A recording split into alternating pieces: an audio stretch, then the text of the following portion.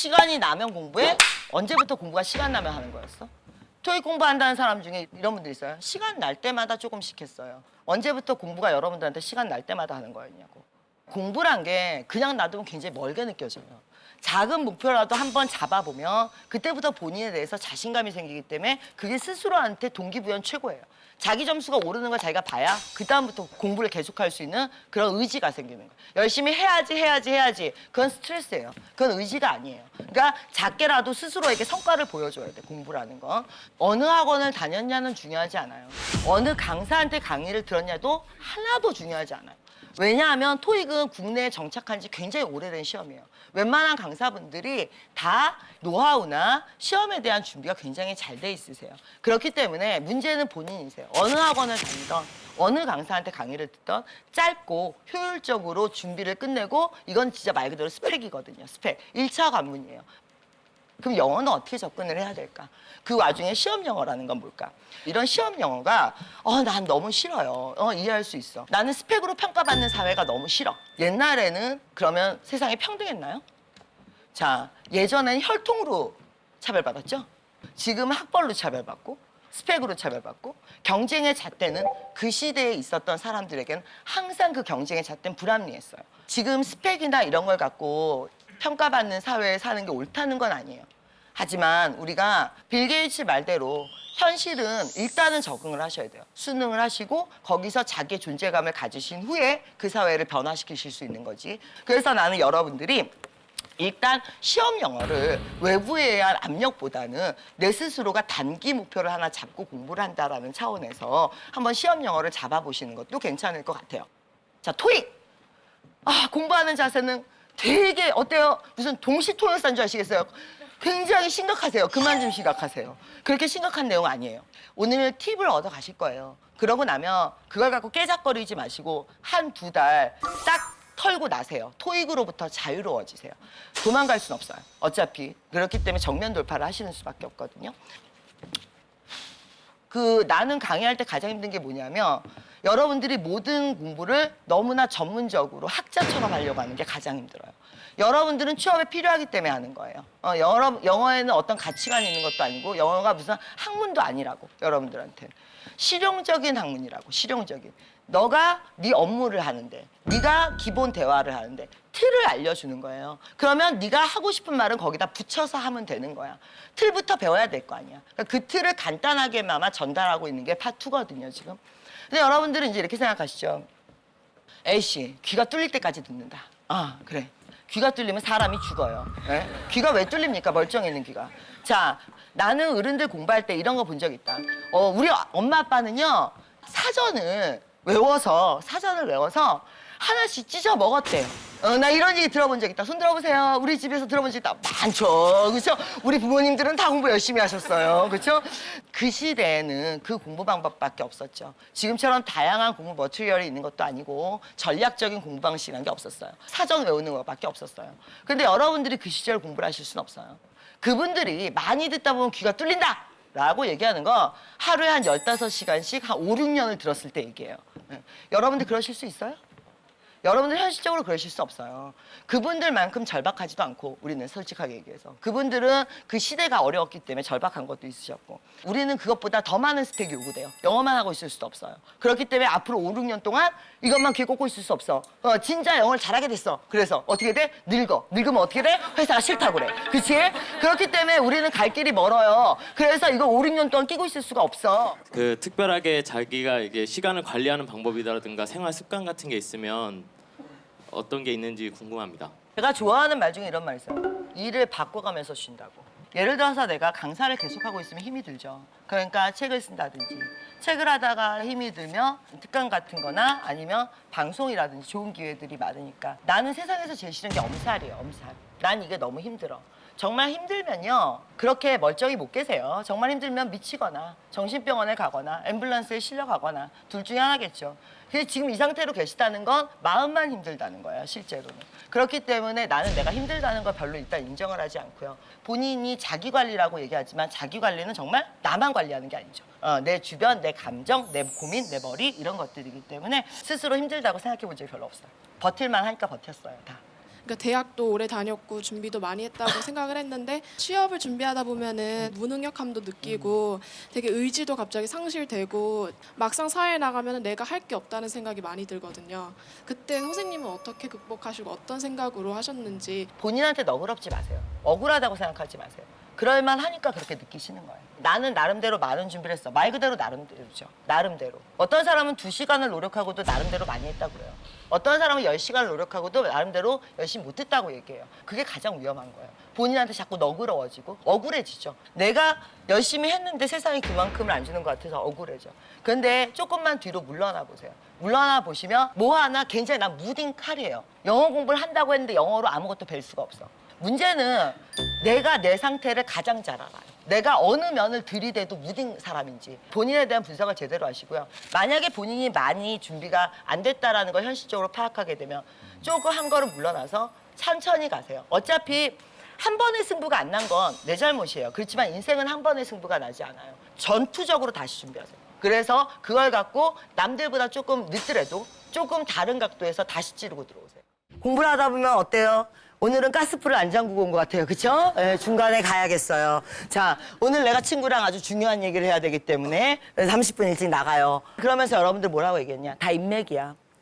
그래요? 여러분들 인맥 누가 있는데요?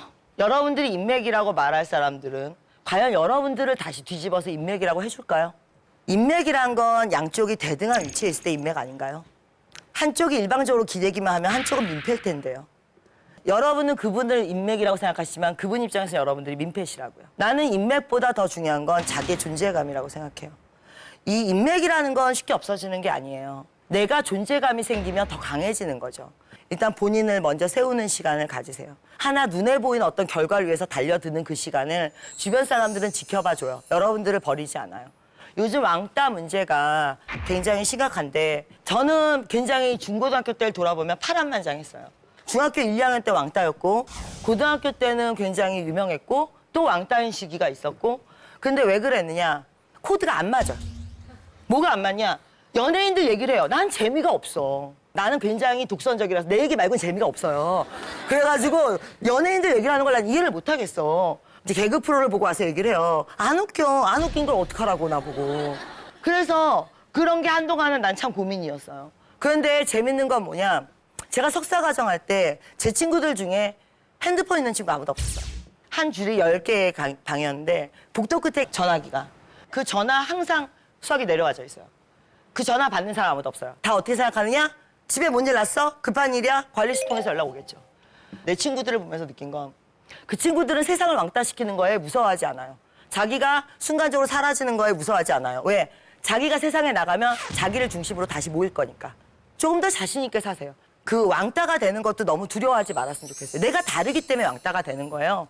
그러면 그걸 굳이 맞춰서 평범해지실 필요는 없어요. 내가 쟤네들이 하는 얘기가 마음에 안 들어. 쟤네들이 하는 얘기에 관심이 없어. 듣지 마세요. 내가 공부할 때 한 가지 철칙이 있었는데 고민이란 건 일주일 이상 해서 결론이 안 나는 건 고민하지 않는다가 내 철칙이었어요. 왜? 그 고민은 근본적으로 내 무능력에서 나온 거기 때문이에요. 그러니까 내가 능력을 갖고 다시 하지 않는 한 그 고민은 반복되는 거예요. 감정, 고민, 머리 이게 통제가 돼야 돼요. 그렇지 않고 그게 막 떠다니기 시작하면 노력도 힘들고 올인하시기도 힘들고 스스로 컨트롤하기가 굉장히 힘드세요. 그렇기 때문에 감정이나 이 고민이나 이런 거를 관리를 좀 잘 하시고요. 그 시기를 넘으시면 자기의 그 역사가 그대로 길을 뚫어주는 거예요. 고민이란 건 내가 능력이 생기면 그때 다시 한번 해보셨으면 좋겠어요. 고민을 즐기지 마시고요. 예, 움직이는 그리고 좀 더 부딪히는 20대가 되셨으면 좋겠습니다. 요새 하향 지원을 많이 하신다고 한번 물어볼까요? 여러분들 선호가 어떤지? 자, 나는 빨리 취업을 해야 되기 때문에 하향 지원을 할 거다. 손 좀 들어봐 주세요. 나는 좀 늦게 가더라도 상향 지원을 해야 되겠다. 근데 저는 매일매일 20대를 보는 입장에서 상향 지원을 하란 말을 많이 해요. 왜 그러냐면 일단 여러분들 그거는 좀 아셨으면 좋겠어요. 대기업이라고 부르는 기업일수록 다양성을 확보해야 돼요. 어느 지역에 쏠려서 인원을 뽑을 수 없다는 얘기예요. 그러니까 여러분들 자신의 위치를 잘 판단하셔야 되는데 서울의 중위권의 경영학과를 다니는 남학생보다 부산의 영문학과를 다니는 여학생이 오히려 확률이 높아요. 왜? 1000명을 만약에 뽑아. 그럼 1000명을 다 리더십 있고 다 서울에 있는 잘 나가는 대학생을 뽑는 게 아니거든요. 실제로 리더십층이라고 하는 20% 정도는 솔직하게 얘기하면 외부에서 데려오는 게 더 많아요. 그러니까 외국의 유명 대학들이나 이런 데서 스카우트 해놓은 경우가 더 많고. 그 다음에 20% 정도는 국내 엘리트층. 하지만 나머지 60%는 우리가 기본적인 발판이 되는 팔로워들이기도 하고 서포티브한 층. 그 조직을 뒤에서 받쳐줄 층을 뽑거든요. 근데 이게 아니라 전원이 다 리더십이 있어? 그럼 어떻게 돼요? 배가 산으로 가죠. 포지셔닝을 잘 잡고 들어가시라는 얘기예요. 접근 동기와 회피 동기 둘 중에 하나만 우리가 적절할 때 매치를 시키면요. 우리는 굉장히 큰 우리 삶의 개선 효과를 가질 수 있게 됩니다. 그걸 축구에서의 페널티킥을 통해서 한번 보여드릴게요. 세계 최고의 선수들이 모여서 축구를 할 때 가끔 승부차기 할 때 있죠. 승부차기를 할 때 있는데 의외로 세계 최고의 선수들이 실축, 다시 말해서 실수해서 못 넣는 경우 굉장히 많습니다. 그렇죠? 우리 이럴 때 다 뭐라고 얘기해요? 아저씨들, 특히 저 같은 중년 아저씨들이 딱 이렇게 얘기합니다. 밥만 먹고 축구만 한 것들이. 이 얘기는 뭐예요? 할 수 있는데 못하고 있다는 얘기죠. 할 수 있는데. 실제로요, 킥의 속도와 숙련도를 생각하면, 그리고 골키퍼의 반응 능력을 고려하면 페널티킥 상황은 99% 들어가야 된다고 합니다. 그런데 최고의 선수들이 모여있는 잉글랜드 프리미엄 리그나 아니면 월드컵에서조차도 무려 30%가 실축을 합니다. 왜 30%는 당연히 넣을 수 있는 건데도 못 넣을까요? 접근 동기 때문일까요? 회피 동기 때문일까요? 회피 동기 때문이에요. 내가 이걸 못 넣으면 큰일 나거든요. 그렇기 때문에 그 수많은 오랫동안 해왔던 능숙한 일도 잘 못하는 겁니다. 자, 그런데 순간적으로요, 이 회피 동기로부터 벗어나는 혹은 심지어 넘는 성공률을 보이는 경우가 있습니다. 그게 언제냐?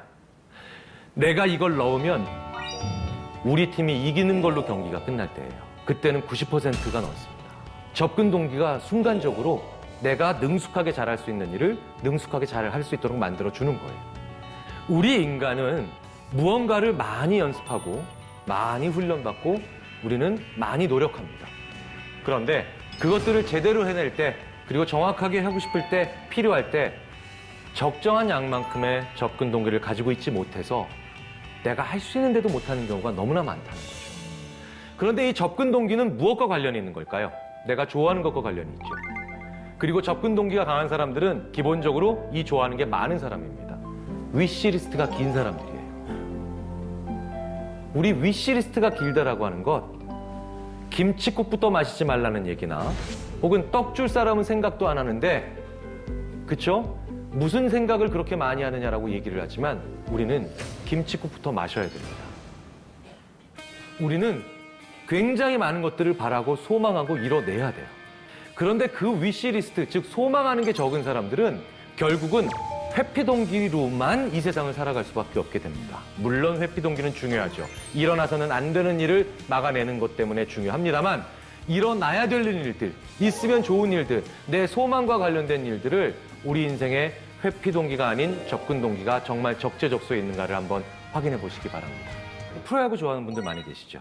자, 그러면 프로야구 팀, 자기가 좋아하는 팀을 하나 고르라고 합니다. 자기가 다 좋아하는 프로야구 팀이 있겠죠?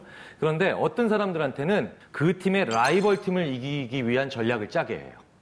그런데 어떤 사람들한테는 라이벌이 아니라 아무 상관없는 하지만 강팀, 그 팀을 위해서 이기게 하게 합니다.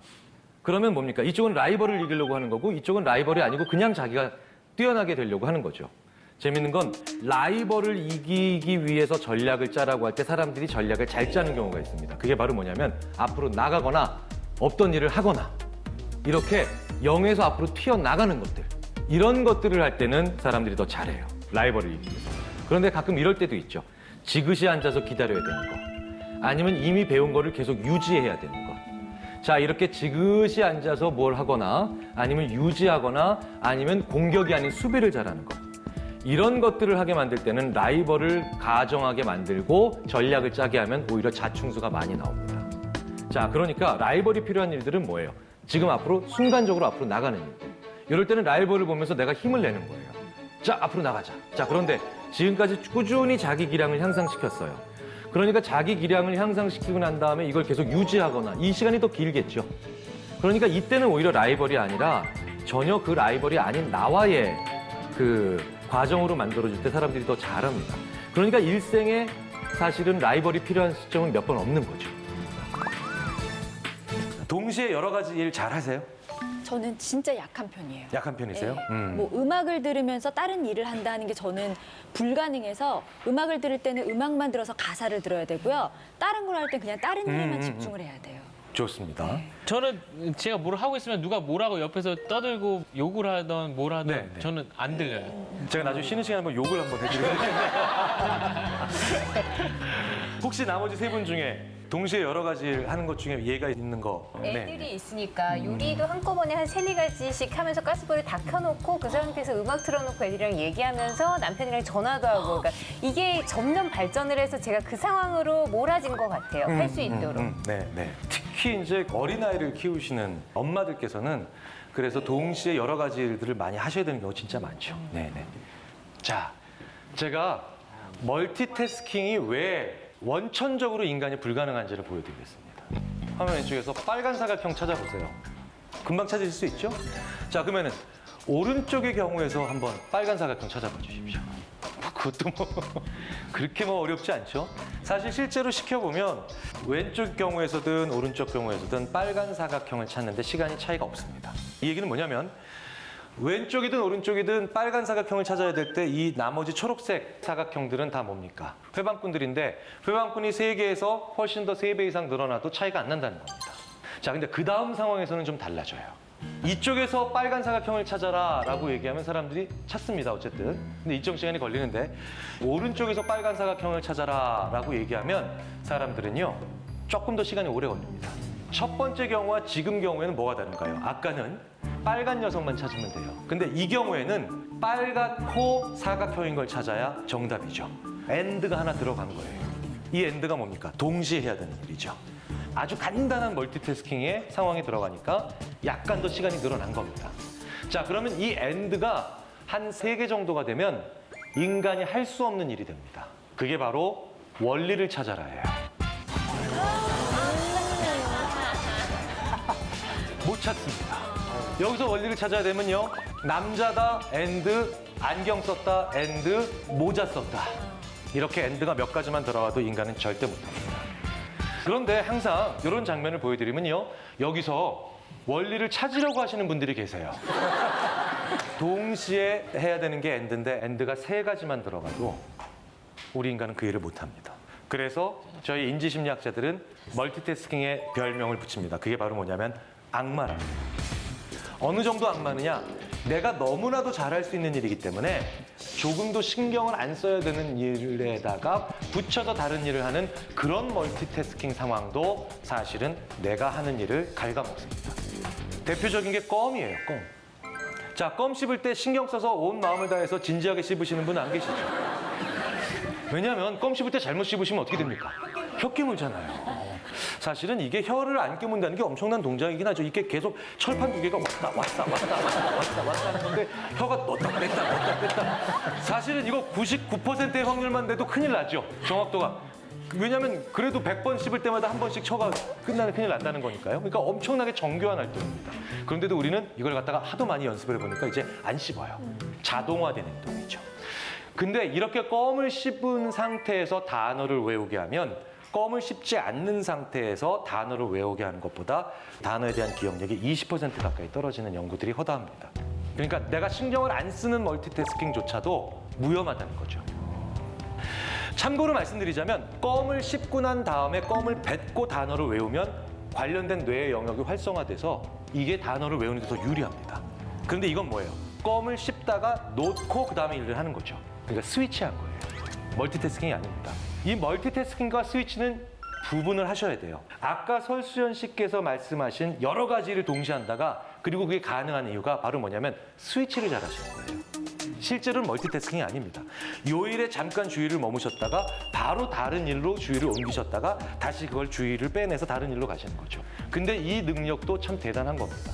이 스위칭을 잘하는 정도만 돼도 항공기를 잘 조종할 수 있는 조종사를 선발하는 데 가장 핵심적인 검사가 되기도 합니다. 자, 그런데 아까 문재 아나운서께서 말씀하셨죠? 음악을 들으면서 공부를 하면 난 진짜 안 된다. 맞는 거죠. 멀티태스킹이니까요. 그래서 제가 학부모님들께 이런 얘기를 자주 합니다. 저희 아이가 음악을 들으면서 공부를 하면 잘 된다라고 얘기를 하는데 이건 어떻게 해야 될까요? 제가 웬만하면 아이 편을 듭니다.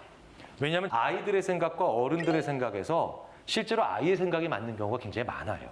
근데 이것만큼, 즉 어떤 거냐, 멀티태스킹만큼은 절대로 타협하시지 말아라. 무슨 얘기냐? 멀티태스킹을 줄여줘야 인간은 나머지 하나의 일을 제대로 합니다. 멀티태스킹하면 아주 자동화된 일이라도 이유도 모른 채 계속 그 수준이 떨어져 나간다는 거죠. 그렇기 때문에 어떤 일에 집중을 해야 된다는 것은 반대로 그 일에 집중하는 게 아니라 다른 일을 줄여나간다는 겁니다. 그럼 세 번째 말씀드리겠습니다. 인간이요, 아무리 긴 경험과 연륜과 노하우가 있어도 직전에 어떤 경험을 했느냐에 철저히 지배를 당합니다. 자, 보여드리겠습니다. 야구 방망이와 야구공이 합쳐서 1달러 10센트예요. 방망이가 공보다 1달러 더 비쌉니다. 공은 얼마일까요? 지금 대부분 10센트라고 오답을 하셨어요. 정답은 5센트예요.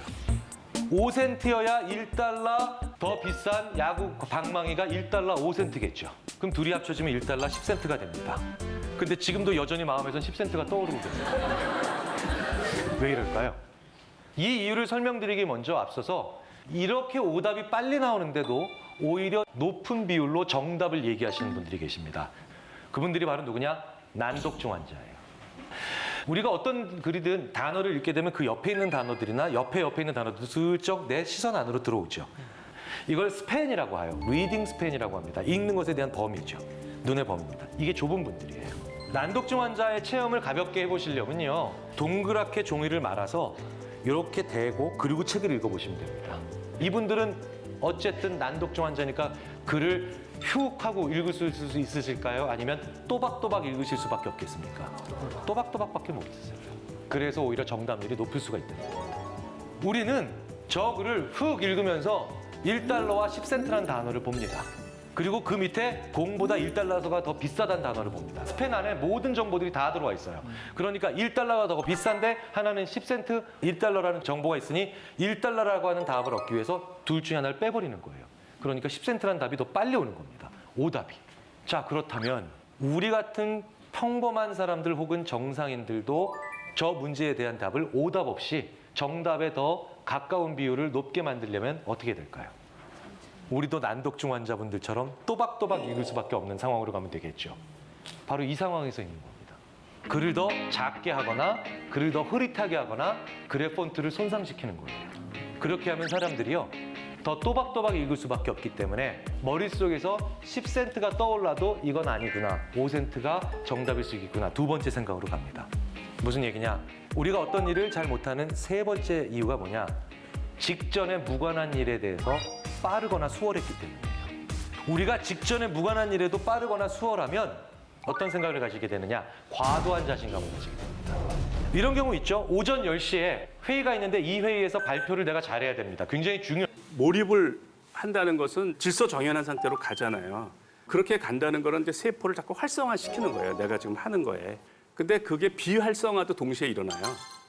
활성화가 비활성화가 동시에 일어나는데 비활성화되는 속도보다 활성화되는 속도가 빨라야 몰입도가 올라갈 거 아니에요. 그죠? 그럴 수 있는 가장 좋은 방법이 1초도 쉬지 않고 그것을 하는 거예요. 그러니까 3시간 열심히 공부한 다음에 화장실 가거나 뭐 아니면 인터넷을 하면 몰입도가 뚝 떨어져 버려요.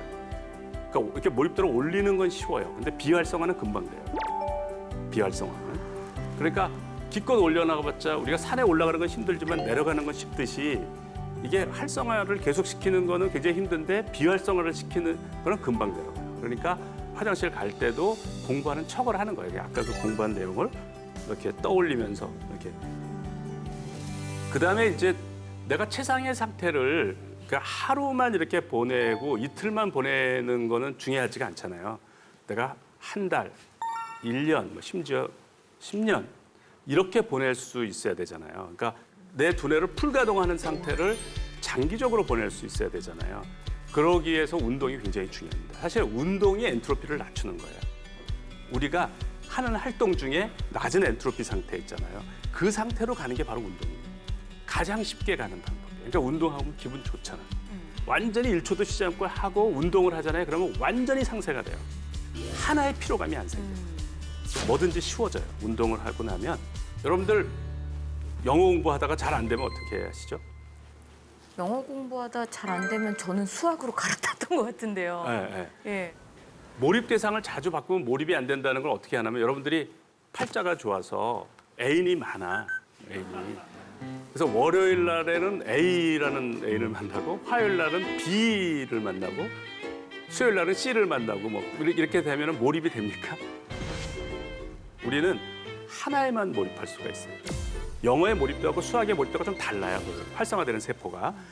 영어의 인테리어를 만든 거예요. 내가 영어를 재밌고 잘할 수 있게. 그런데 수학으로 바꿔버리면 그걸 다 부숴버리고 수학의 인테리어를 다시 만드는 거예요. 그러니까 산에 올라가 정상까지 안 가고 올라가다 내려가서 또 수학이라는 산을 올라가는 거예요. 굉장히 비효율적이에요. 그 학생들이 이제 몰입을 해서 즐겁게 했잖아요.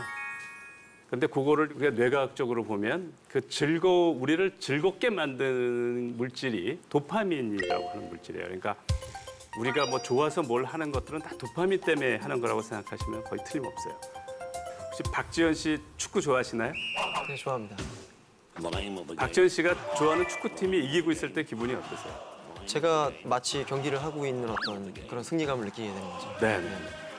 이 사진은 뭐냐면 독일의 그 에펜도르프 의대의 크리스티안 비헬 그 교수 연구팀이 축구 팬들이 축구를 보면서 기쁨을 느낄 때 이제 뇌의 어느 부위가 활성화되는가를 봤는데 쾌락을 관장하는 측자핵이라는 부분이 있어요. 저 부분이 활성화되더라는 거예요. 복피계의 도파민은 뭐냐면 일회성 쾌락이에요. 그러니까 식욕, 성욕 같은 주로 중독과 관련됩니다. 저 복피계의 도파민이. 그러니까 복피계 도파민 회로는 우리가 태어날 때부터 어느 정도 발달돼 있어요. 그러니까 저건 노력을 안 해도 오히려 저거는 억제해야 될 일이 많아요. 오히려. 근데 이제 측자액의 도파민은 기대 보상. 그러니까 우리가 게임을 하거나 이제 이런 겁니다. 내가 기대했던 게 성공을 했다. 뭐 이러면 이제 측자액의 도파민인데 그거는 쉽게 발전이 돼요. 그러니까 여러분들이 쉽게 게임에 몰입이 되고 하는 이유가 이제 측자액. 더 가면 여기서 이제 뇌에서 이쪽으로 가면 이 부분이 어떤 부분이라고 그러죠? 이 부분을 전두피질, 전두엽. 네. 저 전두연합령까지 도파민 회로가 뻗어 있어요. 근데 저거는 이제 멀리 뻗어 있기 때문에 태어날 때부터 발달은 안 돼 있어요. 저거는 노력을 해야 돼요. 그러니까 저 때의 즐거움은 창의성의 즐거움. 독서를 하면서 즐거움을 얻을 수가 있죠. 연구를 하면서 즐거움을 얻을 수가 있고 생각을 하면서 어떤 창의적인 활동을 하면서 그 사람도 굉장히 즐겁다고 그런 얘기를 많이 하죠. 그런 즐거움. 어떤 도파민 회로를 발달시킬 때 나의 삶이 가장 가치 있고 행복의 양이 가장 많을까를 생각해 보면 전두엽의 도파민 회로를 발달시켜야 된다. 정말 그러면 전두엽에서 재미가 있을 수가 있느냐. 엘버트 마이클스는 이제 이분은 평생 동안 빛의 속도만 측정한 분이야. 평생 동안. 그러니까 그 공로로 노벨상을 받았어요. 그러니까 굉장히 지겨울 것 같죠. 그죠? 네, 평생 동안 빛의 속도를 측정하는데 보낸 이유가 뭐냐고 물어봤더니 너무나 재밌었거든요. 폴 디렉이라는 분은 양자역학의 대가. 이분한테 이제 양자역학에 대한 자신의 업적에 대해서 소감을 얘기하라고 그러니까 이분이 마치 아주 흥미로운 게임을 하는 것 같았습니다. 무슨 말인지 알겠죠? 그러니까 전두엽의 도파민 회로를 발달시키는 것이 과학적으로 가장 많은 행복을 우리가 누릴 수 있는 방법이라는 겁니다. 이제 뭐 행복할 또 자신 있고 내 지적 능력을 마음껏 발휘하는 법도 이제 알았어요. 그러면 이제 우리가 정말 가치 있는 거를 도전할 수가 있는데 혹시 이주연 씨 아이들 네. 그 덧셈 뺄셈 가르쳐 줄 때 어떻게 가르쳐 주세요? 이제 1의 자리부터 해야죠, 일단. 네. 1의 자리에서 한 다음에 하나가 올라가서 받아 올림을 해서 그다음에 다음 단계로 가고 그다음에 또 받아 올림을 해서 차곡차곡 선생님이 과정을 보시고 이 학생이 이렇게 풀었구나를 알 수 있도록 하라고 배운 대로 가르쳤습니다, 저는. 네. 독일에서 하는 방법이에요. 1부터 10까지 숫자를 더하는데 1년 동안 시킨대요. 방법을 안 가르쳐준대요. 손가락을 쓰던 발가락을 쓰던 자기가 자기가 발명을 해야 됩니다. 그 하는 방법을 찾으랍니다. 그러니까 어떻게 애가 고민을 하는 거예요. 앤더슨 에릭슨 그분이 재능 연구가예요. 근데 그분이 어떤 거든지 1만 시간을 하면 누구나 그 분야의 대가가 될 수 있다라고 한 분인데 많은 분들이 1만 시간을 했어요. 했더니 안 되는 거야. 그래서 따졌어요. 나 2만 시간을 했는데도 안 된다 이제. 그랬더니 deliberate practice를 안 하면 안 된다. 신중하게 계획된 연습. 그러니까 바이올린을 연주하는데 레슨을 안 받고 이렇게 하면은 10만 시간을 해도 안 돼요. 교정을 받아야 돼요. 즉각 교정을 받아야 되고 그렇게 체계적으로 이제 발달시킬 수가 있어요. 여기에